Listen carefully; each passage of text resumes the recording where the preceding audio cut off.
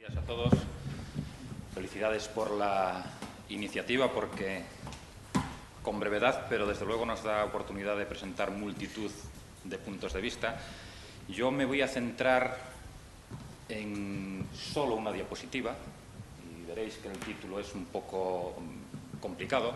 Solo una diapositiva para, en este foro, que seguro que todos lo tenemos en mente, pero para que se vea gráficamente.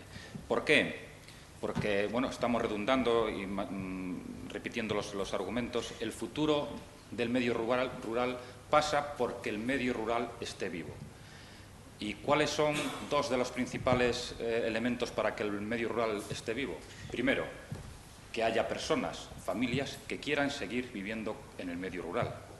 Y esto tiene que ver con la dignificación de la profesión y la mejora de la calidad de vida en el medio rural. Y hay otro segundo elemento tan importante o más que este, que es que se pueda vivir en el medio rural. Es decir, que la actividad económica de las familias puedan permitirles tener una vida digna en el medio rural. Es por eso que de ahí viene el título, es decir, la cadena de valor que en los periódicos, en los medios, siempre estamos hablando de la cadena de valor, que es lo que va a configurar los precios, etcétera, etcétera, pero que no se toma en su conjunto. Está estructurada básicamente en tres partes. La parte de la izquierda son los precios de producción, en este caso la cadena de valor de producción y comercialización de leche de vaca, pero se puede aprovechar para todo, es decir, para las fabas, para cualquier otro producto del medio rural, ¿no? La primera parte es la parte de la producción, la segunda parte, la parte de la industrialización, y la tercera parte, la parte de la distribución. Este es el último ejercicio que tenemos presente, hecho por el Magrama, por el Ministerio de Agricultura, que se corresponde a la campaña 2009-2010.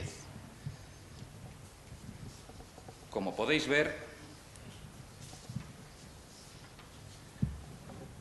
la cadena de producción, la cadena de valor de leche, en su horquilla da unos precios mínimos de 0,66 en la campaña 2010 y un máximo de 0,95. Si tomásemos el mínimo de precio, digamos que son los productores más eficientes, la industria más eficiente y la distribución más eficiente, diríamos que, sumando todos los costes, el menor precio que debía haber en el mercado es de 0,66. Todo precio que bajase de este guarismo indicaría que alguien en la cadena está perdiendo dinero, que alguien está vendiendo a pérdidas. Y obviamente, ¿quién venda pérdidas? Pues la parte más débil, que suele ser, en este caso, el ganadero, en otros casos, el productor. ¿Esto qué tiene que ver? Pues obviamente, en largo plazo, si el productor, en este caso el ganadero, no gana dinero, lo que desincentiva es a mantenerse en el medio rural. ¿Vale?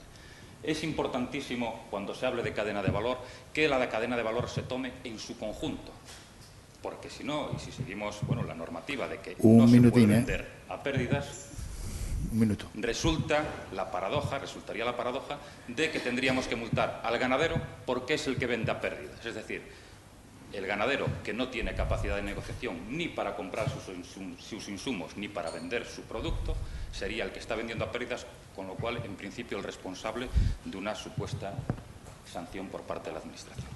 Nada más, simplemente dejaros este concepto de que cadena de valor sí, pero cadena de valor en su conjunto, porque si no, la parte más débil será siempre la que sufre la presión de las empresas de mayores dimensiones. Muchas gracias.